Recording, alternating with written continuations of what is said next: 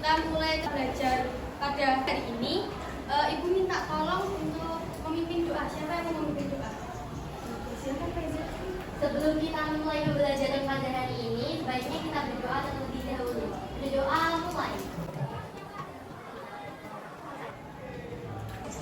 Sebelum kita mulai pembelajaran kita hari ini, coba kita rapikan dulu mejanya. Sudah rapi semuanya?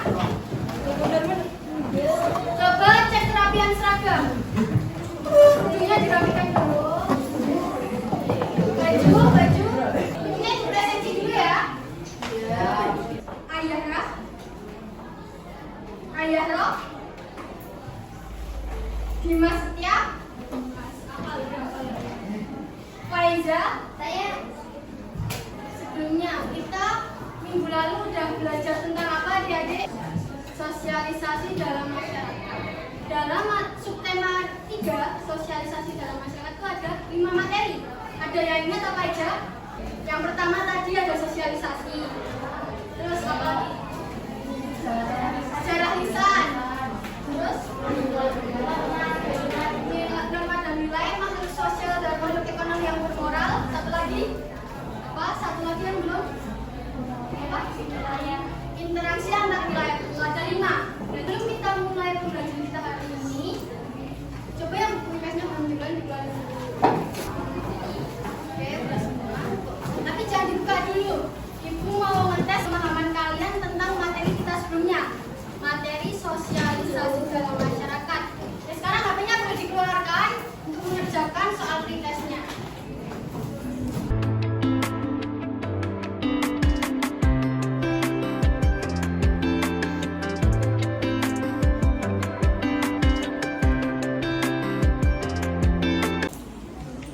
Soal pretestnya udah selesai semua? Kita masuk ke materi kita selanjutnya pada subtema 4. Itu materinya aktivitas memilih kebutuhan. Kelihatan nggak gambarnya yang di depan? Ada yang bisa menunjukkan gambar apa aja?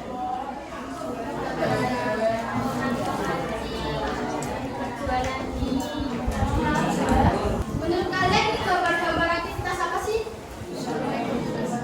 Ekonomi. Untuk memenuhi sebagai pelajar, kira-kira kebutuhan apa yang kalian perlukan? Buku, pensil, alat tulis, tas, sepatu. Nah, itu kebutuhan yang kalian butuhkan. Terus gimana cara kalian bisa memperoleh kebutuhan itu? Saat ini, gimana caranya biar kalian bisa memperoleh kebutuhan itu? Sudah ada yang kerja? Minta orang tua. Ada 4 tujuan pembelajaran pada materi kita kali ini. Ada yang mau bantu Ibu bacain? tujuan pembelajaran. 1. Peserta didik mampu mendeskripsikan makna kebutuhan dengan tepat. 2. Peserta didik dapat mengidentifikasi jenis-jenis kebutuhan dengan benar. 3. Peserta didik dapat menunjukkan jenis-jenis alat pemuas kebutuhan dengan percaya diri. 4. Peserta didik mampu menganalisis pengaruh keluarga dan masyarakat terhadap pembentukan karakter dan gaya hidup secara mandiri maupun kelompok dengan bertanggung jawab. Oke, kebutuhan. Apa yang dimaksud dengan kebutuhan? Ada yang ingat keinginan yang wajib untuk dipenuhi? Contohnya ada sandang, pangan, papan. Nah, keinginan yang wajib untuk dipenuhi itu disebut juga sebagai apa? Kebutuhan. Keinginan yang wajib untuk dipenuhi itu juga disebut sebagai kebutuhan. Di sini ada jenis-jenis kebutuhan. Yang pertama ada kebutuhan berdasarkan tingkat kepentingan, terdiri atas kebutuhan primer, sekunder, dan tersier. Kebutuhan primer itu apa? Pokok, wajib. Contohnya apa? Makanan, pangan, sandang, papan. Kedua, ada kebutuhan berdasarkan waktu pemenuhan. Ada kebutuhan sekarang, kebutuhan masa datang, mendesak, dan sepanjang waktu. Kalau contoh kebutuhan sekarang apa? Makan. Misal kalian lapar, kalian makan. Terus kalian sakit, obat. Kemudian kebutuhan masa mendatang dapat direalisasikan di masa mendatang, misalnya gaji. Terus apa lagi? Pengen ganti HP, pengen beli laptop, pengen beli motor, misalnya seperti itu. Kemudian lanjut ke kebutuhan mendesak. Kebutuhan mendesak itu adalah kebutuhan insidental atau tidak terencana. Contohnya apa? Kecelakaan, bantuan karena gempa, ada musibah gempa, ada musibah banjir, tsunami, meninggal dunia, itu juga tidak terencana. Ada faktor-faktor yang mempengaruhi kebutuhan, ada 8 macam. Yang pertama ada jenis kelamin, tingkat pendidikan, lingkungan tempat tinggal, kemajuan iptek, pendapatan, status sosial, selera, dan adat istiadat. Kelompok 3, kelompok 4, kelompok 5, kelompok 6, kelompok 7, kelompok 8. Nah, itu duduknya.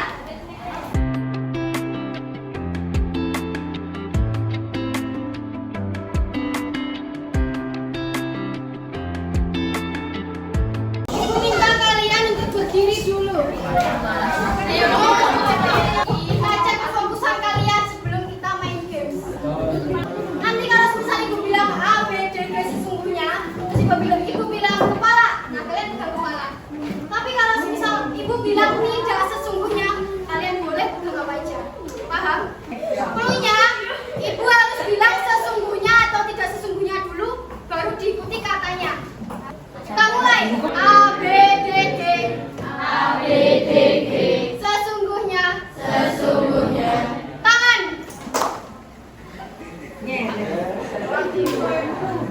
Sesungguhnya. Sesungguhnya. Bahu. Tidak sesungguhnya. Tidak sesungguhnya. Kepala. Ada yang pegang kepala?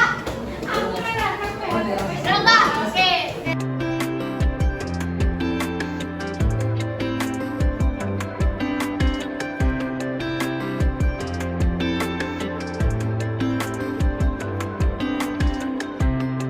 Oke, tolong diperhatikan sebentar. Ini ibu kasih contoh. Jadi cara mainnya nanti ibu kasih tahu. Cara mainnya yang pertama ini namanya emo word, emoticon word. Cara mainnya kayak gini. Nanti antar kelompok itu switch dulu buat menentukan siapa yang bakal muterin. Ingat ya, yang diputar ini yang warna emas ini, bukan yang warnanya yang hijau. Oke, udah, coba ya. Switch dulu, misal 5, 1, 2, switch dulu coba.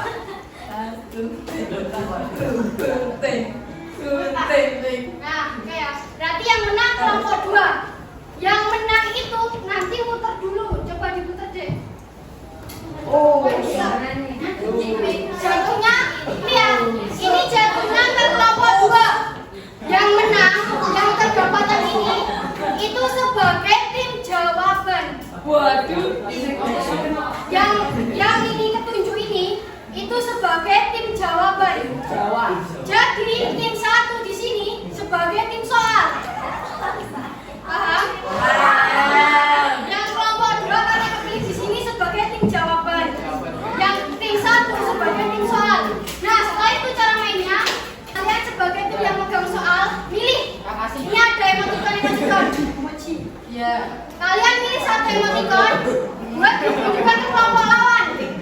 Ditunjukkan ke kelompok lawan. Kelihatan ya? Nah, sekarang kelompok 2 praktekin. Aduh. Di sini ada soal. Kalian sebagai tim soal itu harus merasa pintar. Jadi, tim soal bisa milih soal yang kira-kira mereka tahu jawabannya.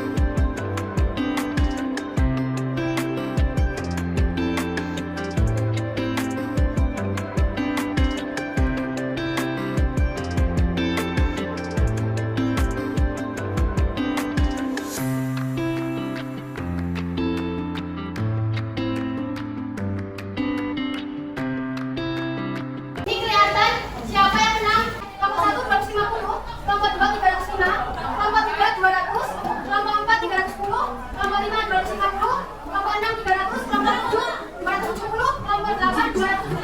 Siapa yang menang? Kelompok 4. Tepuk tangan buat kelompok 4. Oke, perwakilan kelompok 4 tolong maju ke depan.